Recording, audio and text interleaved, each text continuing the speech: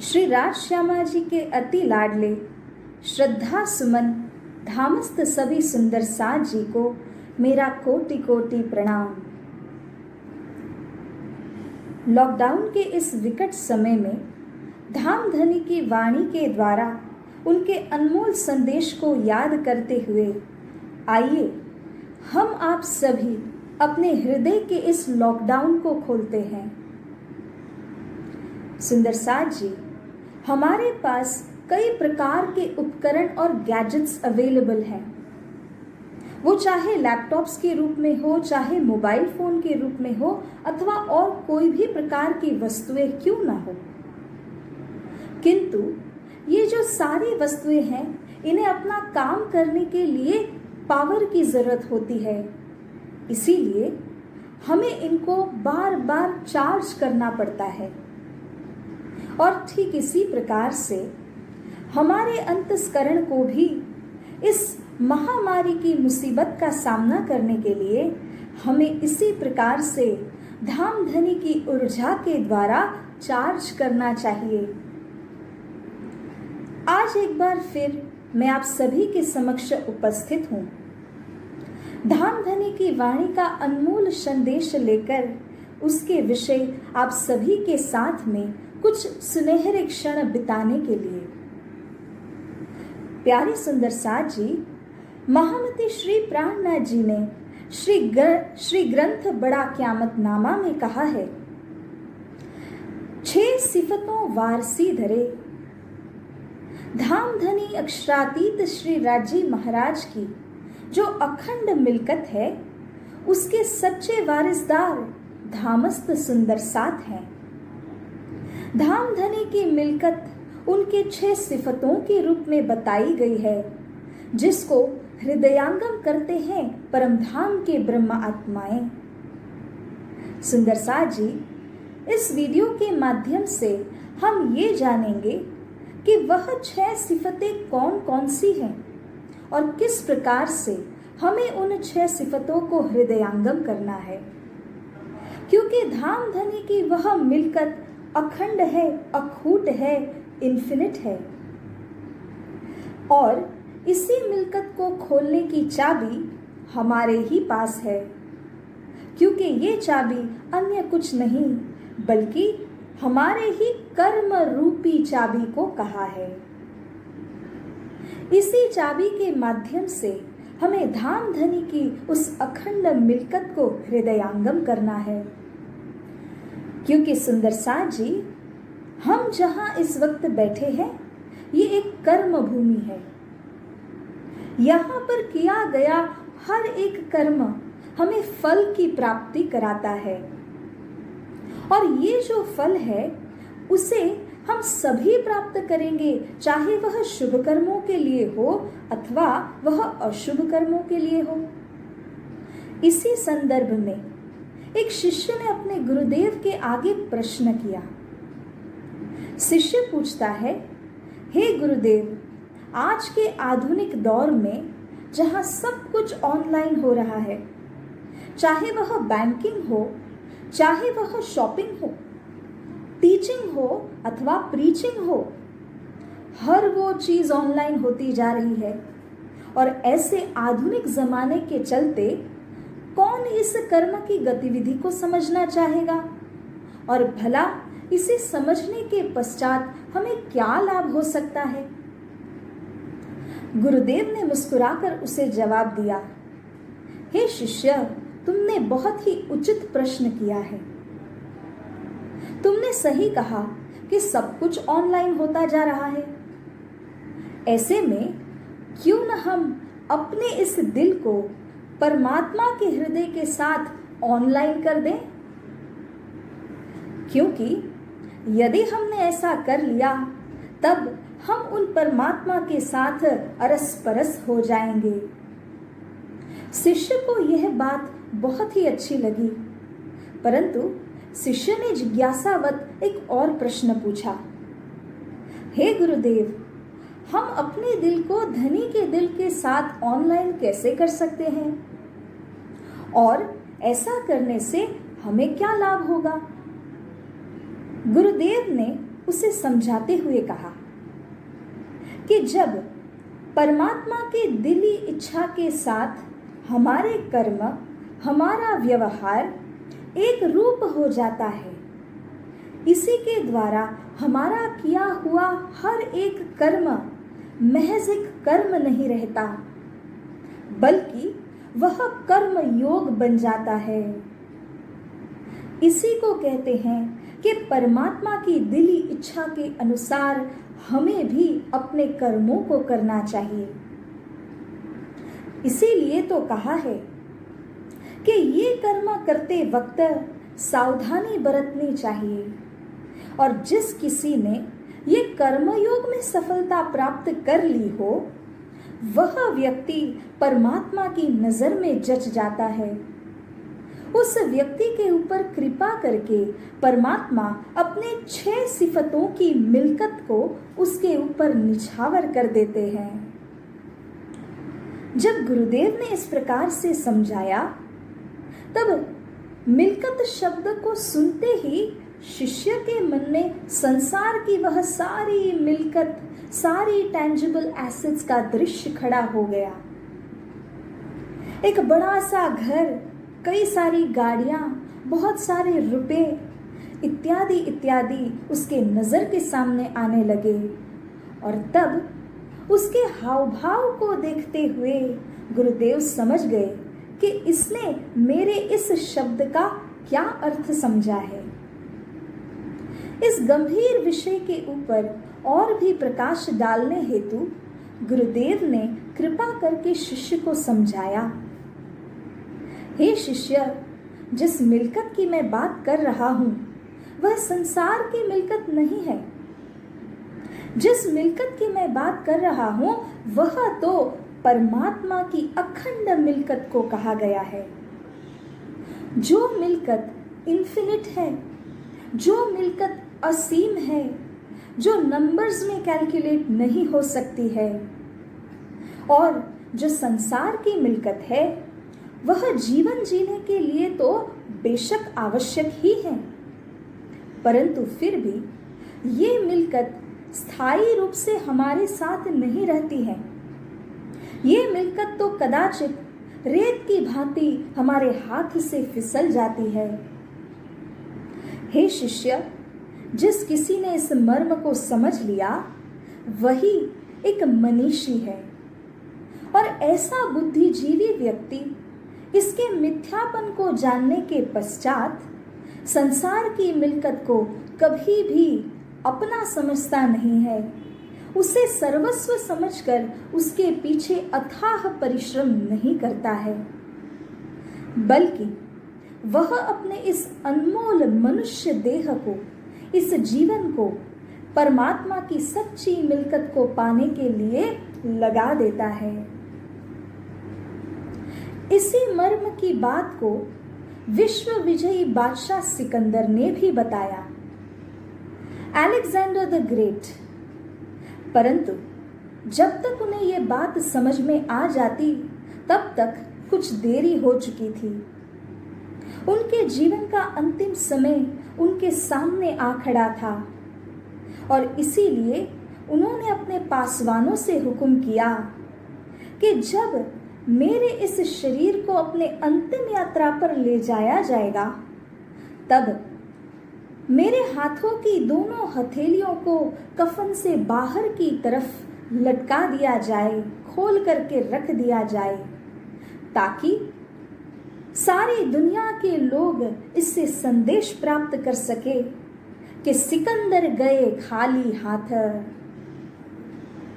मुट्ठी बांध के आए जगत में, हाथ पसार के जाओगे। इस बात को जब हम समझ जाते हैं तो इस संसार के वैभव के पीछे कभी भागदौड़ नहीं करते। इसी विषय शास्त्रों के अंदर भी एक बहुत सुंदर कथन किया गया है, धनानि भूमौ पशवश्च गोष्ठे, नारी गृहे द्वारजन श्मशाने, देहश्चितायां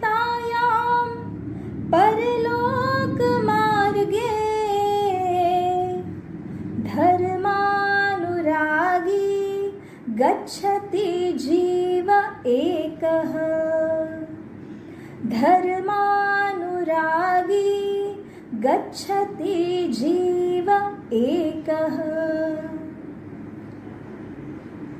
चाहे आपके पास करोड़ों रुपए बैंक बैलेंस के रूप में जमा हो, लॉकर के अंदर बेशुमार ज्वेलरी पड़ी हो और दुनिया के हर बड़े शहर में आपने अपना सुंदर सा मकान बना लिया हो, लेकिन अपने अंतिम यात्रा पर इनमें से एक भी वस्तु, सुई के नोक जितनी मिल्कत भी हमारे साथ चल नहीं पाती। यदि किसी के पास 4 पैर वाले पशु रूपी धन हो, तब भी अपने गौशाला की सीमा का उल्लंघन करके आपके साथ अंतिम यात्रा पर वे चल नहीं पाते।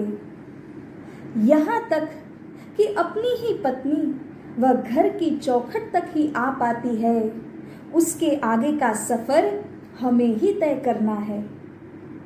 सगे संबंधी मित्रगण, ये सब कोई भी हमें स्मशान तक मात्र पहुंचा सकते हैं, और जिस देह को हृष्ट पृष्ठ बना करके हमने रखा है, वह देह भी, उसके ऊपर का कफन भी चिता के समेत जल करके राख खाक हो जाता है। ऐसे में अपने अंतिम यात्रा के ऊपर यहाँ की कोई वस्तु रत्ती भार भी हमारा साथ नहीं देती। तब यदि अपने साथ कुछ चल सकता है तो वह एक ही वस्तु है, धर्मानुरागी गच्छति जीव एकः। अर्थात अनुराग से, श्रद्धा, विश्वास और प्रेम के द्वारा किया हुआ धर्म, किया हुआ सेवा भाव, यही अपना साथ देते हैं। प्यारे सुंदर साथ जी इसी विषय में महामती श्री प्राणनाथ जी ने भी रोशनी डाली है, और महामती श्री प्राणनाथ जी ने धाम धनी की अखंड दैवत, अखंड मिल्कत के विषय में हमारे आगे चर्चा की है। मेरा आप सभी से करबद्ध अनुरोध है कि इसके आगे जब हम धाम धनी की उस अखंड मिल्कत के विषय की चर्चा करेंगे, तब पूरा एकाग्र चित्त ध्यान लगाते हुए अपने दिल के कानों के माध्यम से आप इस वाणी के अनमोल संदेश को श्रवण कीजिए, क्योंकि ये कोई साधारण बात नहीं, बल्कि हमें अपने जीवन में हृदयांगम करने वाली बात है। सुंदर साथ जी, सर्वप्रथम जिस सिफत का वर्णन किया है वह है श्री राज जी का हुक्म, धनी जी का आदेश। जैसा कि श्री इंद्रावती सखी ने कहा है, थेयो थिएथो जे थिंदो से हल चल सब हुकुमा। जो कुछ हो चुका है और वर्तमान में जो हो रहा है, भविष्य में जाकर जो कुछ भी होने वाला है, वह सब धनी श्री राज जी के हुक्म के हाथों में है। यहाँ तक कि अगर वृक्ष से सूखे हुए पत्ते को भी गिरना है तो उसे भी धनी के आदेश की आवश्यकता है। इस बात के मर्म को जिस किसी ने भी समझ लिया, उसका जीवन तो परमात्मा के हुक्म के अधीन हो जाएगा। महाराजा छत्रसाल की भांति उसके जीवन का हर एक वो कर्म श्री राज जी की आज्ञा के अनुसार होता जाएगा। इसीलिए धनी के हुक्म को समझकर उनके हुक्म को सिरोधार्य करना, यही हमारे जीवन की सच्ची संपदा के रूप में है।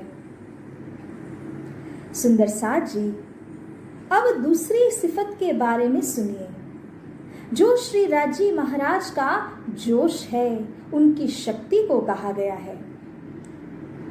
धनी श्री राज जी महाराज का जोश बार बार इस संसार में ब्रह्म आत्माओं के साथ उनके लिए लीला करने को प्रकट हुआ है। श्री इंद्रावती सखी श्री प्रकाश वाणी में कहती है, 5 बेर मुझ कारणे सागर में डारिया आप। हे मेरे धाम के धनी, एक दो बखत नहीं, 5-5 बार आपने इस संसार सागर के बीच देह को धारण करते हुए हम ब्रह्म आत्माओं के लिए लीला की है। जिस किसी ने भी धामधनी की इन लीलाओं का श्रवण किया, इन लीलाओं का मनन करते हुए धनी की उस जोश की लीला को हृदयांगम किया, उस आत्मा के अंदर धामधनी का वह जोश, वह शक्ति उसके दिल में प्रकट हो जाते हैं और इसी जोश के माध्यम से उसका हृदय प्रसन्नचित्त हो जाता है, प्रफुल्लित हो जाता है। इसीलिए कहा है कि धामस्थ 12,000 सुंदर साथ के दिल में श्री राजी महाराज का जोश उनके लिए कवच रूप बनकर माया के विकारों से सदैव उनकी रक्षा करता ही रहता है। धामधनी का यही जोश, यही शक्ति हमारी सच्ची मिल्कत है, सच्ची संपदा को कहा है। इससे आगे धामधनी का जो इलम है, जिसे तारतम ज्ञान कहा है, ये तारतम ज्ञान हमारे लिए इस संसार के बीच में प्रकट हुआ है। यूं तो इस संसार के अंदर कई स्कूल्स, कई कॉलेजेस, कई यूनिवर्सिटीज हैं जो तरह तरह के ज्ञान को परोसती हैं। कभी हम साइकोलॉजी का विषय पढ़ते हैं तो कभी हम बायोलॉजी का विषय पढ़ते हैं, कभी हम इकोलॉजी का ज्ञान लेते हैं। ये जितनी भी लॉजीज का ज्ञान हम ले सकते हैं वह हमारे विश्लेषण बुद्धि के काम आता है। इस जीवन को सफलतापूर्वक जीने के लिए ये सारे ज्ञान का होना बेहद आवश्यक है। परंतु सुंदर साथ जी, हमारा लक्ष्य केवल इतना ही नहीं कि हम अपने इस जीवन को सफल बनाएं। हमारा लक्ष्य तो ये है कि इस जीवन को सफल बनाने के साथ ही साथ परम धाम के उस लक्ष्य को हम प्राप्त कर सकें। इसीलिए हमें आध्यात्मिक ज्ञान की आवश्यकता है। सुंदर साथ जी, वेद, पुराण, शास्त्र, उपनिषद, श्रीमद् भागवत, श्रीमद् भगवद गीता, इनके अंदर तो ज्ञान के अखूट भंडार के भंडार भरे पड़े हैं और इन्हीं के अंदर श्री परमधाम को भी इंकित किया गया है। परंतु तारतम ज्ञान तो श्री परमधाम की भूमिका से अवतरित हुआ ज्ञान है और इस तारतम ज्ञान के माध्यम से आत्मा और परात्मा का मिलान, श्री राज्य के स्वरूप का वर्णन, श्री परमधाम की लीलाओं का वर्णन, श्री परमधाम के 25 पक्ष का वर्णन, ये सब कुछ बेहद गहराई के साथ महामती श्री प्राणनाथ जी ने वर्णित किया है।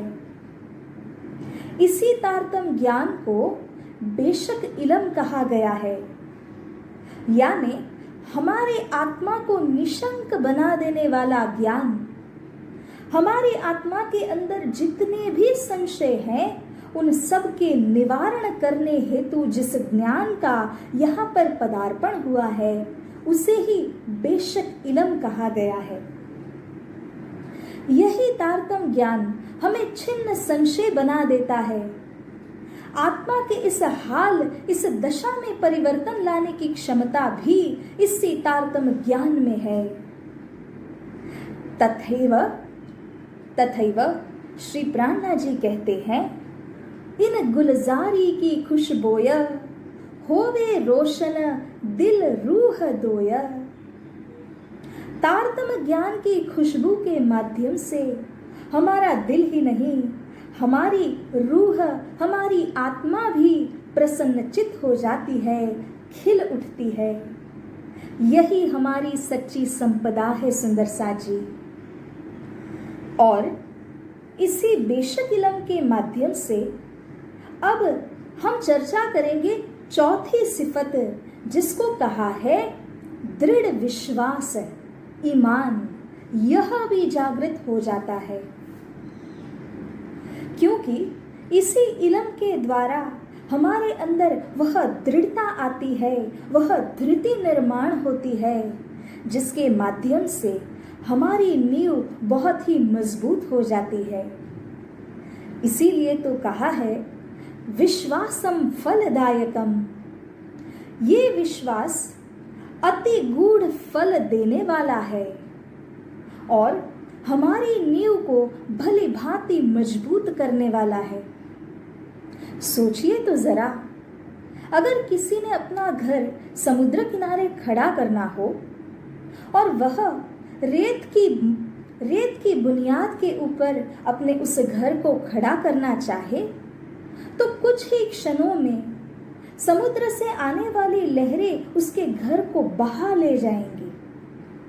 लेकिन यदि उसने अपने उस घर को पत्थर की बुनियाद के ऊपर खड़ा कर लिया, तो उस मजबूत बुनियाद के सहारे कितनी ही लहरें क्यों न आ जाएं, परंतु उस घर को कोई हानि पहुंचा नहीं सकेगी। सुंदर साथ जी, इस मोह सागर की प्रबल लहरों का सामना तो हम भी कर रहे हैं और इसीलिए इस दृढ़ विश्वास का हमारे अंदर होना यही अनिवार्य है, यही अपनी सच्ची संपदा के रूप में है। महामती श्री प्राणनाथ जी कहते हैं, विश्वास करके दौड़ सी जे, तारतम को फल सोई ले। जो विश्वास करके दौड़ लगाते हैं, तारतम का अखंड फल भी वे ही प्राप्त करते हैं।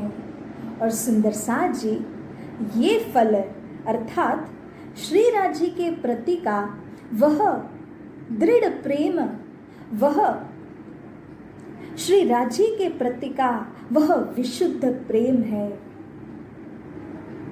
सुंदर साथ जी, श्री परमधाम के उस कौल को याद कीजिए, जब धामधनी ने हमारे आगे एक चुनौती रखी थी। धनी जी ने कहा, बेशक इलम को सीख के ऐसे खेल को पीठ दे, देखो कौन आवे दौड़ती, आगू ईशक मेरा ले। जब संसार में ब्रह्म आत्मा जाएंगे तब सब कोई भूल ही जाएंगे, ये बात तो पहले से ही पता थी। परंतु भूलन के पश्चात जब बेशक इलम के द्वारा उन्हें जगाया जाएगा, तब कौन इस इलम को लेकर जागृत होगा, कौन अपने हृदय के अंदर दृढ़ विश्वास को भर करके धामधनी के प्रति विशुद्ध प्रेम को धारण करके दौड़ लगाएंगे और धनी के सन्मुख जाकर सर्वप्रथम कौन खड़े होंगे। इसी बात की चुनौती ब्रह्म आत्माओं के आगे श्री राज्य ने रखी है। श्री प्राणनाथ जी का भी यही कथन है, मेरे मीठे बोले साथ जी, हुआ तुम्हारा काम, प्रेमय में मग्न होइयो, खुलिया दरवाजा धाम। हे सुंदर साथ जी, मेरे मीठे मधुर वचनों के माध्यम से अपने दिल में वह दृढ़ विश्वास, वह विशुद्ध प्रेम को धारण करो, ताकि श्री परमधाम का वह दरवाजा हमारे लिए खुल जाए।